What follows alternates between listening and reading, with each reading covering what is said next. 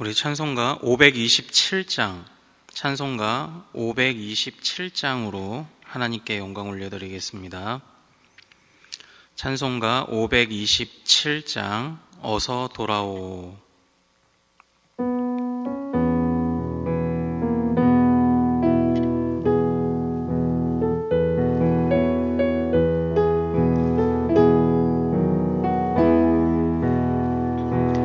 어서 돌아오,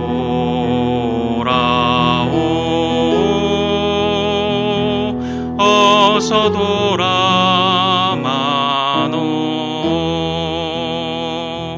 지은 죄가 무리 무겁고 크기로 주었지 담당하고 못 받으시리요. 우리 주의 넓은 가슴은 하늘보다 넓고 넓어. 어서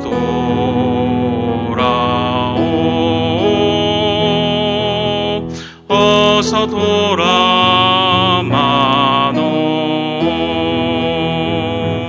우리 주는 날마다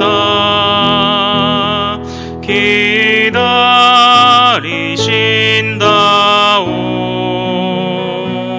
밤마다 문 열어놓고 마음 졸이시며 나간 자식 돌아오기만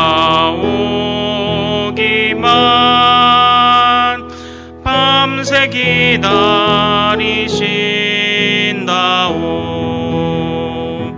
어서 돌아오,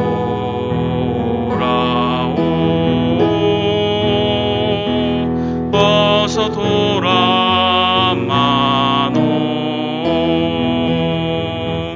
채찍 맞아 아파도 주님의 손으로 때리시고 어루만져 위로해 주시는 우리 주의 넓은 품으로 어서 돌아오. 어서. 아멘. 우리 같이 기도하겠습니다.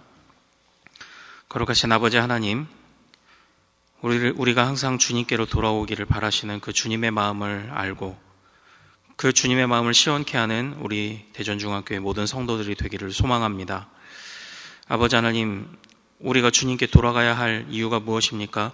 왜 우리가 주님과 멀어져 있습니까?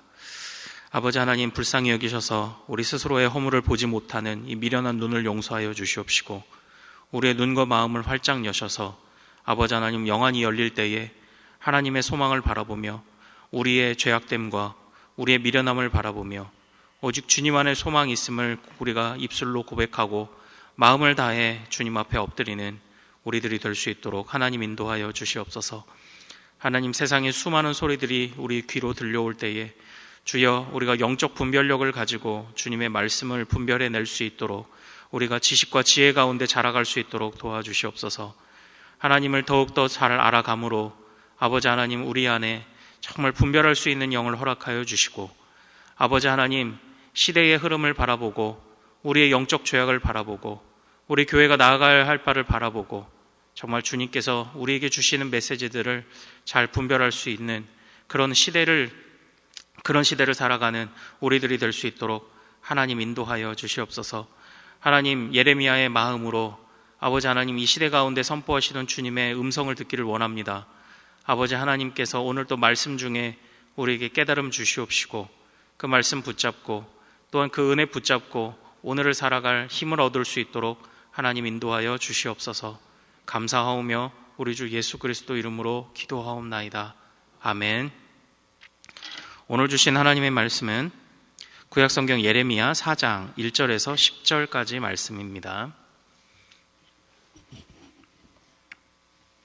예레미야 4장 1절에서 10절까지 말씀입니다. 구약성경 예레미야 4장 1절에서 10절까지 말씀, 저와 한 절씩 교독하시겠습니다. 여호와께서 이르시되 이스라엘아, 내가 돌아오려거든 내게로 돌아오라. 내가 만일 나의 목전에서 가증한 것을 버리고 내가 흔들리지 아니하며 진실과 정의와 공의로 여호와의 삶을 두고 맹세하면 나라들이 나로 말미암아 스스로 복을 빌며 나로 말미암아 자랑하리라. 여호와께서 유다와 예루살렘 사람에게 이와 같이 이르노라. 너희 묵은 땅을 갈고 가시덤불에 파종하지 말라. 유다인과 예루살렘 주민들아, 너희는 스스로 할례를 행하여 너희 마음 가죽을 베고 나 여호와께 속하라. 그래야지 아니하면 너희 악행으로 말미암아 나의 분노가 불같이 일어나 사르리니 그것을 끌 자가 없으리라. 너희는 유다에 선포하며 예루살렘에 공포하여 이르기를 이 땅에서 나팔을 불라 하며 또 크게 외쳐 이르기를 너희는 모이라. 우리가 견고한 성으로 들어가자 하고 시온을 향하여 깃발을 세우라. 도피하라. 지체하지 말라. 내가 북방에서 재난과 큰 멸망을 가져오리라. 사자가 그 수풀에서 올라왔으며 나라들을 멸하는 자가 나아왔을 때 내 땅을 황폐하게 하려고 이미 그의 처소를 떠났은즉 내 성읍들이 황폐하여 주민이 없게 되리니 이로 말미암아 너희는 굵은 배를 두르고 애곡하라. 이는 너희의 맹렬한 노가 아직 너희에게서 돌이키지 아니하였음이라. 여호와의 말씀이니라. 그날의 왕과 지도자들은 낙심할 것이며 제사장들은 놀랄 것이며 선지자들은 깜짝 놀라리라. 내가 이르되 슬프도소이다. 주 여호와여, 주께서 진실로 이 백성과 예루살렘을 크게 속이셨나이다. 이르시기를 너희에게 평강이 있으리라 하시더니 칼이 생명에 이르렀나이다. 아멘. 네, 오늘은 우리가 함께 읽은 예레미야 4장 1절에서 10절 말씀을 통해서 마음을 기경하고 할례를 행하라 라는 제목으로 은혜를 같이 나누도록 하겠습니다. 하나님께서 오늘 이 시대에 꼭 필요한 우리의 깨달음 허락하실 줄로 믿습니다. 먼저 이 이야기를 좀 먼저 드려보도록 하겠습니다. 창세기 1장 26절과 28절에 보면 하나님께서 그의 형상을 따라 사람을 지으셨음을 나타내는 그런 기록들이 있습니다. 그런데 좀 의미 있게 봐야 할 것은 창세기 1장 27절에 하나님이 자기 형상, 곧 하나님의 형상대로 사람을 창조하시되 남자와 여자를 창조하시고 라고 되어 있는 바로 그 말씀입니다. 이것을 삐뚤어지게 번역하는 사람은 하나님이 남자와 여자를 창조하신 것, 하나님이 자기 닮은 존재로 남자와 여자를 창조하셨기 때문에 하나님은 아버지가 있으니 하나님 어머니도 있다는 미련한 생각을 합니다. 그러나 그것은 하나님은 영이시라는 근본적인 틀을 무너뜨리는 행위입니다. 바로 음양오행으로 가지는 땅의 원리를 가지고 하늘을 해석하려고 한 것이죠. 우리는 하늘의 원리로 땅을 해석하는 사람들이어야 합니다. 그래서 그런 해석은 잘못된 것입니다. 그런데 하나님께서는 그렇다면 자기 형상, 하나님을 닮은 존재로 남자와 여자를 창조하셨다. 바로 이것은 그럼 무엇을 의미하는 것일까요? 26절에 보면 하나님이 자기를 따라, 자기 형상을 따라 다스리게 하자, 다스리는 존재를 지으셨다. 그래서 사람이 다스리는 자이다. 이 땅 가운데서 하나님의 보냄받은 대신, 사신과 같이 다스리는 자로 부름을 받았다. 이렇게 말하는 그런 원리도 맞습니다. 그리고 또 1장 28절에 보면 하나님이 그들에게 복을 주시며 땅에 충만하고 정복하고 모든 생물을 다스리라 하신 걸로 봐서 다스리게 하시는 것이 하나님이 사람을 지으신 뜻 맞습니다. 그런데 왜 하필 그 다스리는 사람의 존재는 남자와 여자여야 했냐라는 것이죠. 이 부분을 가지고 학자들은 의미 있는 해석을 해내었습니다. 바로 그것이 뭐냐면 남자와 여자의 모습을 통해서 드러낼 수 있는 하나님의 모습이 있다라는 것입니다.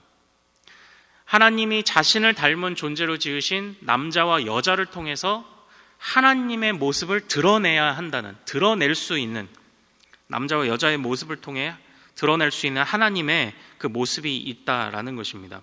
그것이 무엇입니까? 바로 사랑 안에 연합한 모습입니다. 남자와 여자가 할 수 있는 가장 고귀한 가치가 무엇입니까? 사랑이죠. 사랑. 하나님이 사랑이심을 드러내시는 것입니다. 그리고 남자와 여자가 성경에서 무엇이라고 말합니까? 한 몸이라고 하지 않습니까? 바로 그것입니다. 사랑 안에 하나됨. 이것이 바로 하나님의 중요한 속성입니다. 그래서 하나님께서는요, 그의 백성들에게 자신을 어떻게 계시하시느냐? 나는 너희의 신랑이라고 계시를 하십니다. 우리 지지난 시간에 우리가 살펴봤던 것처럼 예레미야 2장 1절에서 3절 말씀을 한번 좀 같이 보시겠습니다.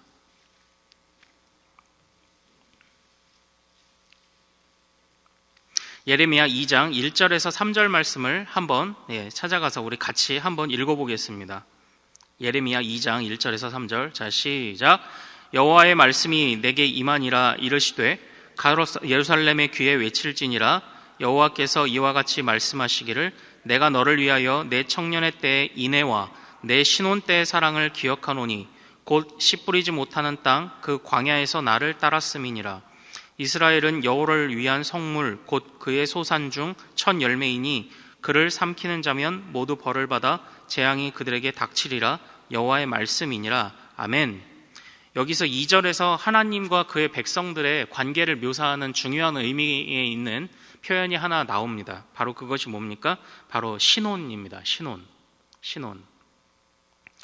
하나님께서는 지금 이스라엘 백성들을 어떻게 이해하고 계시다라는 것입니까? 바로 신부로 이해하고 계신 것입니다. 신부가 해야 하는 가장 귀중한 가치는 무엇입니까? 신랑과의 하나됨입니다.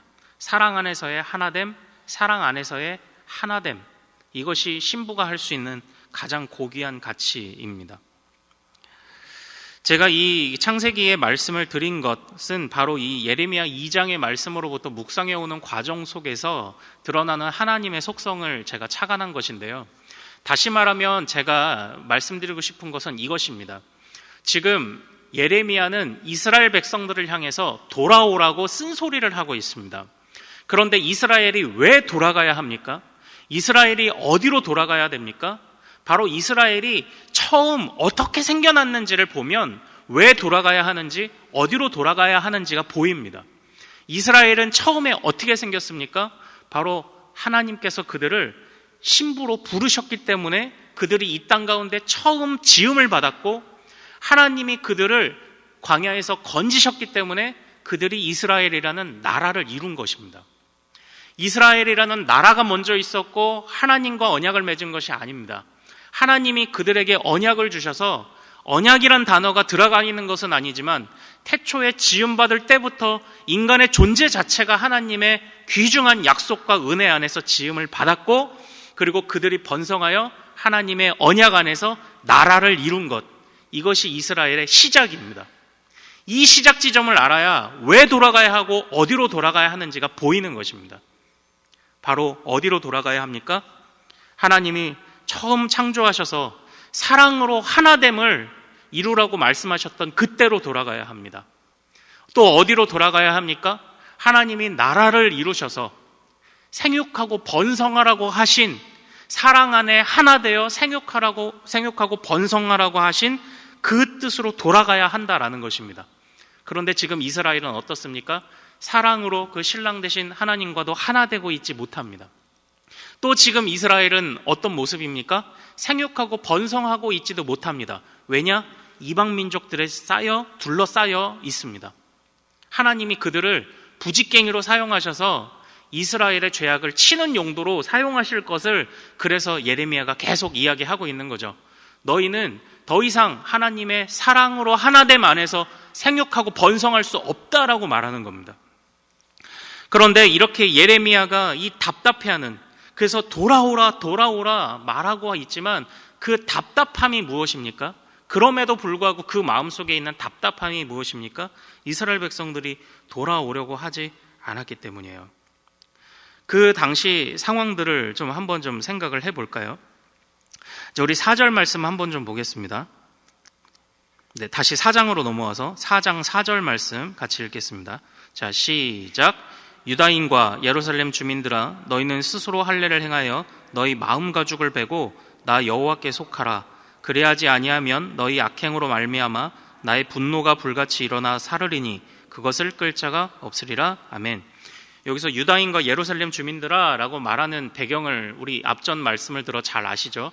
예레미야는 그 요시야 왕 다음, 남과 북 왕국이 나눠져 있었는데 북왕국은 진작에 멸망을 했고 남왕국에서 요시야 왕이 다스리던 그 무렵에 그 요시야 왕의 아들 여호야김이라는 왕 때에 이렇게 그 활약했던 그런 선지자인데요. 그래서 이제 유다인을 부르는 겁니다. 유대인과 예루살렘 주민들아, 너희들이 이미 이 북쪽의 멸망함을 이미 보지 않았느냐? 지금 그것을 염두에 두고 예레미야가 항상 이야기를 하고 있습니다.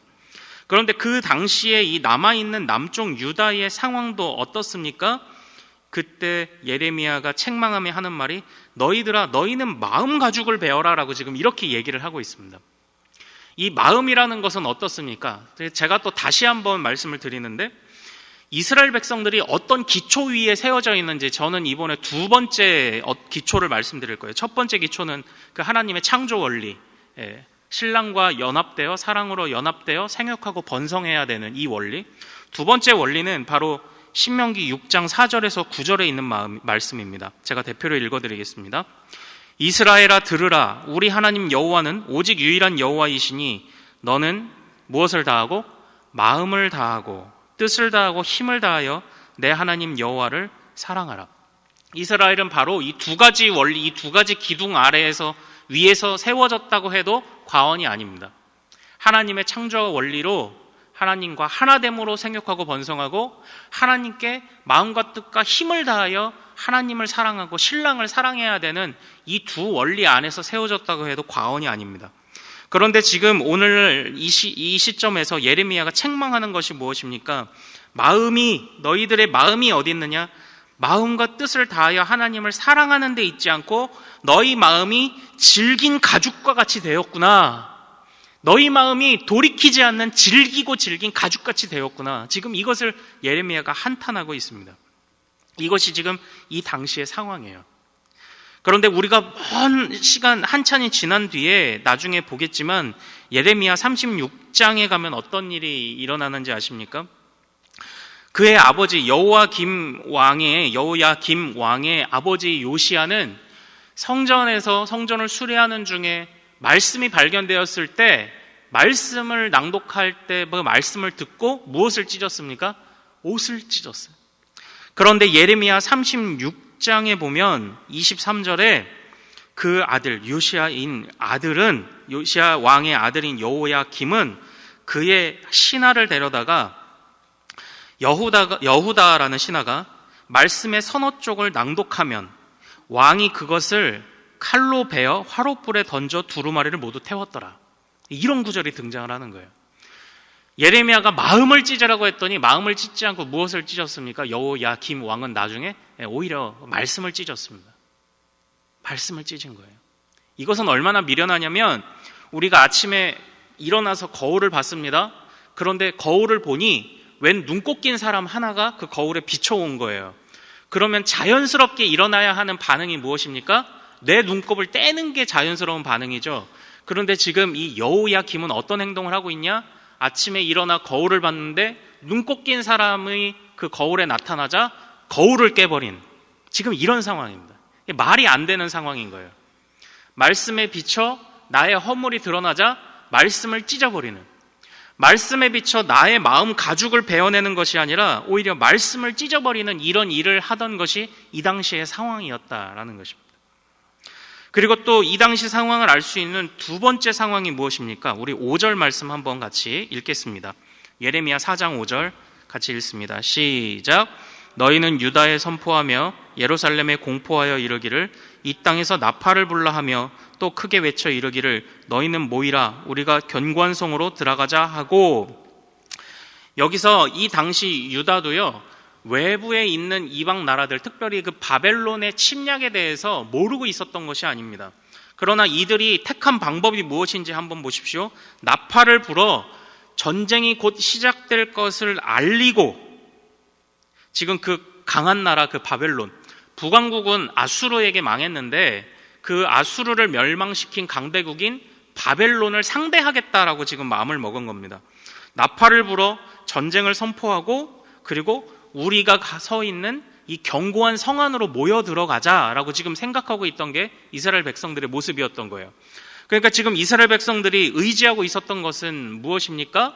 하나님의 말씀보다 자신의 마음을 의지했고, 하나님이 아닌 자신들이 세운 견고한 것처럼 보이는 요새를 지금 의지하고 있었던 것이 지금 이 이스라엘의 상황이라는 것입니다. 그리고 또 10절 말씀 한번 좀 같이 읽어보겠습니다. 10절 말씀, 4장 10절 시작.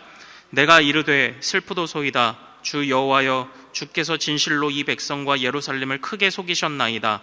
이르시기를 너희에게 평강이 있으리라 하시더니 칼이 생명에 이르렀나이다. 이 말씀을 보면 조금 의아합니다. 이 말씀이 해석하기가 좀 쉽지 않습니다. 슬프도소이다. 여호와여, 주님께서 그의 백성을 속이셨나이다라는 이런 표현이 등장해요. 그런데 이 부분은 나중에 예레미야의 전체적인 배경에서 보면 예레미야가 거짓 예언자들과 이렇게 다투는 장면들이 등장을 하거든요. 그래서 아마 이 부분들은 거짓 선지자들의 예언을 비꼬아 말한 것이 아닌가라고 그렇게 생각할 수 있는 부분입니다. 하나님 슬픕니다. 하나님의 말씀이라고 말하며 거짓 예언자들이 걱정하지 마, 평강이 있을 거야, 이 성 안으로 모여들기만 하면 이 위협에 따라 바벨론의 위협이 지나갈 거야 라고 말하는 자들이 넘쳐납니다라는 예레미야의 탄식으로 보는 것이 이 부분에 대한 맞은 해석일 것 같습니다. 그러니까 지금 이 당시는 어떻습니까?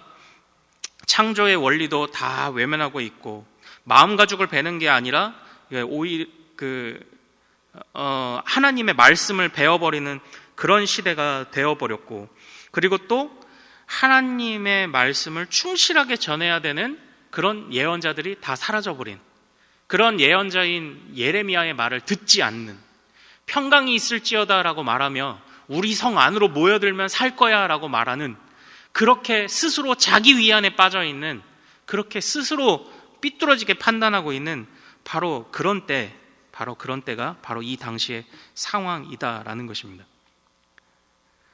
그러므로 하나님께서 이 이스라엘을 세우셨던 원리요, 하나님이 이 땅 가운데 하나님의 형상들을 보내신 원리요, 하나님이 그의 백성들에게 또 베푸셨던 그 은혜들의 모든 원리가 다 무너진 시대다. 그것이 이 예레미야가 살아가던 바로 그런 시대였던 것입니다. 이 안에서 그 예레미야가 느꼈을 그 답답함, 이 안에서 홀로 외쳐야 하는 그런 이 예레미야의 답답한 마음이 어땠을까요? 저는 오늘날 우리가 바로 이러한 예레미야의 마음으로 사명을 받은 자가 바로 교회라고 생각을 합니다. 교회는 이 세상이 듣지 않으려고 하고 자신의 마음을 베어내려고 하지 않고 자신들만의 요새 속에서 꽁꽁 갇혀 살아가려고 하는 그런 사람들을 향해 예레미야적 선포를 해야 되는 것이 바로 교회라고 생각을 합니다. 제가 왜 그것을 교회라고 생각을 하냐면 우리가 영적 이스라엘이기 때문입니다. 더 자세하게 묘사를 할까요? 처음에 하나님께서 창조의 원리 가운데 사랑으로 그의 백성과 하나로 연합되게 하셨는데 이것이 백성들의 죄악으로 다 깨졌습니다. 그러나 하나님의 온전한 형상이신 그리스도가 오셔서 하신 일이 무엇입니까? 그의 교회를 신부 삼아 교회를 자신의 몸으로 삼으시고 그리스도가 머리로 교회가 몸이 되어 하나됨을 이루신 것, 이것이 창조의 원리의 귀중한 회복이었습니다. 그러므로 교회는 그리스도와 하나됨을 이뤄 하나님의 온전한 형상을 회복한 존재들이 교회입니다. 그러므로 교회는 이 당시에 예레미야가 그토록 답답한 마음으로 선포했던 그 일을 해야 되는 것이 바로 교회입니다. 교회는 듣지 않으려고 하는 세상 속에서도 여전히 하나님의 말씀을 들어야 한다고 외치는 곳이 바로 교회여야 한다는 것입니다. 교회는 이 땅 가운데 이 땅을 누리기 위해 보냄받은 자들이 아닙니다. 교회는 하나님의 선포를 위해 보냄받은 자들이다라는 것입니다. 그러나 사랑하는 여러분, 우리 4장 9절 말씀 한번 좀 보십시오. 4장 9절 말씀, 마지막으로 읽고 이 부분 정리하고 마무리하겠습니다. 시작. 여호와의 말씀이니라. 그날에 왕과 지도자들은 낙심할 것이며 제사장들은 놀랄 것이며 선지자들은 깜짝 놀라리라. 잘 보십시오. 왕, 제사장, 선지자, 이 세 직분이 무엇입니까? 하나님의 뜻을 선포해야 되는 하나님의 그 사명을 받은 자들 아닙니까? 왕과 제사장과 선지자들. 그런데 그들이 왜 깜짝 놀랍니까? 그들이 잘못된 메시지를 선언하고 있었는데 곧 멸망을 볼 것이기 때문에, 평안을 말했는데 평안이 아니기 때문에 지금 이들이 깜짝 놀랄 것이라고 말을 합니다. 그러니까 이 당시에 예레미야를 제외하고는 하나님의 특별한 기름 부음을 받은 왕이요 선지자요 제사장도 아무도 그 역할을 제대로 감당하는 자가 없습니다. 하나님께서 오늘날 이 땅의 교회를 기름 부어 세우셨습니다. 그런데 이 땅의 교회 가운데 하나님의 그 왕이요 제사장이요 선지자로서의 직분을 감당하고자 하는 교회가 나오지 않는다면, 교회가 그 본질을 따라가지 않는다면 이 당시에 답답한 마음으로 호소할 수밖에 없었던 이 타락한 이스라엘과 우리가 다를 것이 무엇이 있겠습니까? 그러나 우리는 알고 있지 않습니까? 예수 그리스도께서 온전한 신랑 되셔서 머리 되셔서 교회와 하나됨을 이루셨고, 예수님께서 감당하셨던 온전한 세 가지 직분이 무엇이십니까? 왕과 제사장과 선지자의 직분 아닙니까? 그 예수 그리스도의 왕과 제사장과 선지자의 직분 아래에서 우리 교회를 항상 지도하심이 있습니다. 그러므로 우리 교회는 예수 그리스도를 통하여 지도를 받고 머리 대신 주님의 그 가르침을 따라서 이 세상 가운데 뻗어나가 사역을 해야 되는 것이 바로 교회인 것이죠. 그러므로 우리는 이 복잡한 시대 속에서 예레미야와 같이, 예레미야의 때와 같이 이런 일들이 계속 시대별로 반복되어 일어납니다. 지금 이 시대가 수많은 것들로 급변하지만 그 내면에 들어가 보면 예루살렘의 때와 다르지 않습니다. 그 안에 근본적으로 있는 것이요, 하나님의 원리들이 다 무너졌습니다. 그러나 오늘날 예레미야가 이 당시 그러했던 것처럼 교회는 어떻게 나아가야 됩니까? 예레미야의 마음으로 머리 대신 주님을 따라 하나됨으로 그분의 사역을 감당하는 것입니다. 그래서 그것으로 세상에선 거절당할지언정 우리는 머리 대신 주님을 따라가는 그 하나됨 안에 있기에 우리는 무엇을 기대할 수 있습니까? 생육하고 번성할 것을, 그래서 교회가 기대할 수 있는 것입니다. 이 말씀을 기억하시면서 오늘날 교회로 부름받은 우리가 예레미야와 같이 사역하게 하옵소서, 예레미야와 같이 선포하게 하옵소서. 그러함으로 핍박받는 것 같으나 생육하고 번성하는 우리 교회가 되게 하옵소서라고 기도하시는 오늘 하루, 그리고 우리의 사명자들 되시기를 소망합니다. 우리 오늘 말씀 붙잡고 같이 기도하겠습니다. 하나님, 우리 예레미야 선지자와 같이 우리도 시대를 분별하게 하시고 주님과 하나됨으로 우리의 사명을 다하게 하옵소서. 우리를 부르신 그 원리 안에서 살아가게 하옵소서.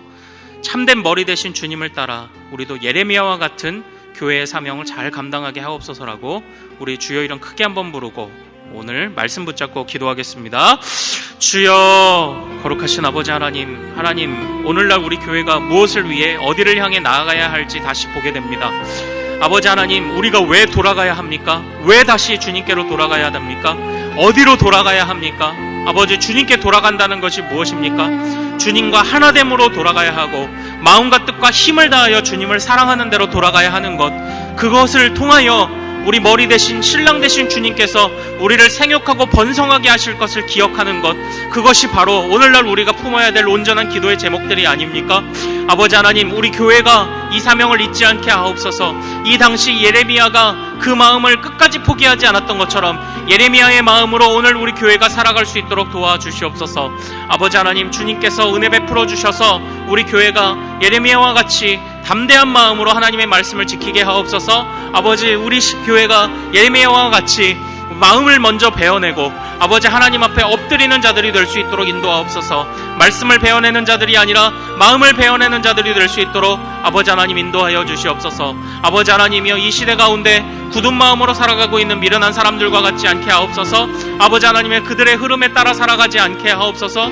그들이 쌓는 견고한 요새라고 말하는 그 안에 우리가 갇히지 않도록 도와주옵소서. 오직 우리의 요새요 방패요 우리의 산성은 오직 주님뿐이심을 기억하며 아버지 시대에 물들지 아니하고 아버지 머리 대신 주님께 물들어 살아가는 우리들 되도록 아버지 하나님 인도하여 주시옵소서. 아버지 하나님, 오늘은 화요일입니다. 특별히 교회의 모든 양육 및 훈련 사역을 위해 기도하는 날입니다. 이 시간 기도하실 때 우리 교회가 주님께서 맡겨주신 영혼들을 잘 양육하고 세우는 교회가 되도록, 양육과 훈련을 이끄시는 모든 사역자들을 성령으로 충만케 하시도록, 모든 성도들이 예수 그리스도의 장성한 분량까지 성장해 갈 수 있도록, 그리고 계속해서 담임 목사님을 위해 기도해 주시고 함께 동역하시는 장로님들과 교역자들이 사랑으로 하나 되어 온 교회가 성령으로 충만한 가운데 부흥의 역사를 이루게 해달라고 기도해 주십시오. 이 기도 제목으로 기도하신 이후에 주님이 우리에게 주신 기도 제목을 가지고 마음껏 기도하시고 삶의 현장으로 나아가겠습니다. 먼저 저를 따라해 주십시오. 주여 생기를 부어 주옵소서. 주여 생기를 부어 주옵소서. 우리 주여 이름 크게 한번 부르고 마음껏 기도합니다. 주여, 거룩하신 아버지 하나님 주여, 우리 가운데 생기를 부어주셔서 아버지 하나님 진흙덩이와 같이 살아가지 않도록 도와주옵소서. 아버지 하나님의 우리가 살아있는 생명으로 살아가게 하옵소서. 주께서 주신 것으로